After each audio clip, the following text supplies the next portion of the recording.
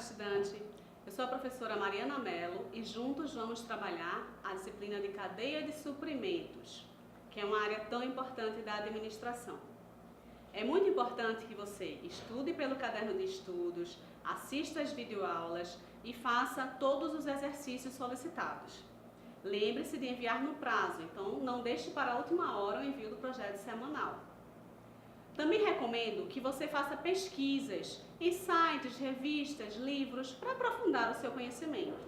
E lembre-se de registrar as fontes pesquisadas, porque caso você precise colocar essa fonte, essa citação no trabalho, você vai precisar citar quem foi o autor que escreveu aquilo. A gestão da cadeia de suprimentos implica em gerir o fluxo de informações e materiais que vai desde o cliente até os fornecedores.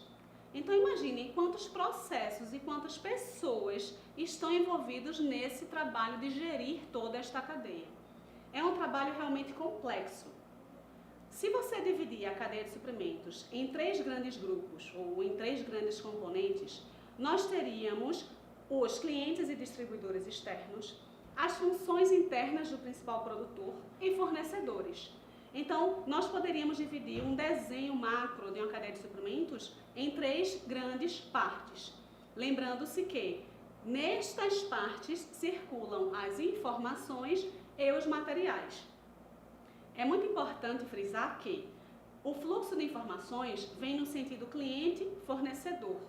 Por quê? Porque o cliente passa a primeira informação de que a cadeia precisa, que é o pedido.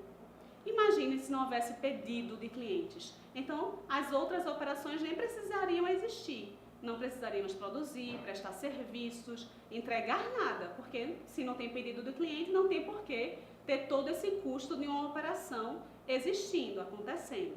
Então, por isso é tão importante essa informação inicial que sai do cliente e adentra pela cadeia de suprimentos para que os outros elos possam trabalhar. Depois que essa informação passa pela cadeia, essas informações passam, na realidade, não é uma informação só, é um pedido do cliente, é a política de descontos que é trabalhada junto a ele, aí que chega lá no fornecedor, o fornecedor pega uma matéria-prima ou um recurso ou qualquer insumo material necessário para atender aquele cliente, entrega a todos os que fazem parte da cadeia para que eles transformem esses recursos no produto acabado ou no serviço que o cliente deseja. Então, do que é que eu estou falando aqui? Eu estou falando de demanda. O cliente tem um pedido que antes era só uma demanda, era uma necessidade, mas ainda não tinha uma representação real dentro dessa cadeia de suprimentos. Então, depois que o cliente diz, não, eu tenho essa demanda e eu vou realmente satisfazer essa demanda agora, eu vou efetuar um pedido. Aí vem a informação do pedido, que é o que é necessário chegar na cadeia de suprimentos para que as atividades, as operações da cadeia possam fluir e esse cliente ser atendido. E já que demanda é um tema tão importante e gera impactos altíssimos na cadeia de suprimentos, nós vamos falar um pouco agora sobre os 5 princípios de gestão da demanda. O primeiro deles é a previsão da demanda. Todos os elos da cadeia de suprimentos precisam de uma previsão da demanda dos clientes. Atacadistas, produtores, distribuidores precisam estimar a capacidade de trabalho deles, por exemplo, necessária para poder atender a essa demanda do cliente. Um produtor de chocolate, por exemplo, precisa saber quanto vai vender ou quanto há de demanda estimada para os próximos meses, para saber quanto depósito ele tem que ter, qual a capacidade que ele tem que ter, quanto vai produzir, quanto vai entregar. Então, a previsão de demanda é necessária para que os elos da cadeia se programem em relação ao atendimento desta demanda. Por sua vez, temos também a comunicação com o mercado. O que é isso? Ora, eu tenho vendedores, por exemplo, que trabalham para a minha empresa e eles atendem diretamente e diariamente os clientes. Esses vendedores são as primeiras pessoas que recebem as informações dos clientes e eles precisam trazer para dentro da empresa essas informações para que isso possa me ajudar a tomar as minhas decisões, de forma que elas sejam as mais acertadas, assertivas possíveis para poder atender o cliente, a demanda do cliente. O terceiro princípio é influência sobre o mercado. Sabe aquele momento em que você pensa que não vai precisar de nada, não vai comprar nada? Quando chega no shopping, vê uma promoção, vai lá e compra um produto. Aquela promoção foi uma ação que tentou influenciar o mercado e você se sentiu influenciado a comprar algo. Então, as empresas, elas costumam fazer isso. Elas costumam criar ações de influência sobre o mercado para ter benefícios na sua produção, no seu processo de vendas e faturamento. O quarto princípio é a promessa de prazos. Todas as pessoas que têm contato com o cliente têm que conhecer os processos internos da empresa para poder prometer prazos. Não se pode prometer um prazo de entrega que não seja viável de ser cumprido. Então, é muito importante que ao prometer prazos, aquele que o faz conheça muito bem os processos internos da organização. O quinto e último princípio de gestão da demanda é a priorização e alocação de recursos. Gente, as empresas não têm condições e não têm todos os recursos do mundo disponíveis para investir em todas as operações que elas quiserem a qualquer momento. Isso não é a realidade. Os recursos são restritos. Então, as empresas precisam priorizar e alocar os seus recursos. De que forma? Se eu tenho apenas 5 funcionários e tenho uma demanda de trabalho para 10 funcionários, eu vou ter que pegar esses 5 funcionários e priorizar as tarefas que eles vão fazer, de forma que eu tenha um rendimento, o melhor rendimento possível do trabalho daquelas pessoas e atenda aos meus clientes. Eu não posso, a todo momento, contar com todos os recursos, porque eu não tenho. Então, eu realmente preciso alocar e priorizar esses recursos. Assistam agora a um trecho de um vídeo que eu gravei em outro momento e no qual eu mostro um exemplo de alocação, priorização de recursos e também promessa de prazos.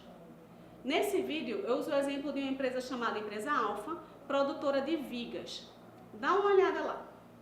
Vamos agora, gente, a um exercício muito rápido, só para falar sobre os dois princípios que eu citei antes, de promessa de prazos e de alocação e priorização de recursos. Imagine que esta aqui é a programação de produção da empresa Alfa, aquela empresa de materiais de construção. É uma empresa de vigas, como vimos no caderno de estudos. Então, digamos que na segunda eles fazem vigas vermelhas, terça marrons, quarta amarelas, quinta vigas rosas, na sexta verdes e no sábado azuis. Então, vendo esta programação, vamos a um exemplo. Imagine que essa empresa Alfa, ela recebeu do cliente um pedido muito alto de vigas verdes. Então, eles decidiram reservar essa programação de produção para este cliente. No entanto, dias depois, um outro cliente também fez um pedido.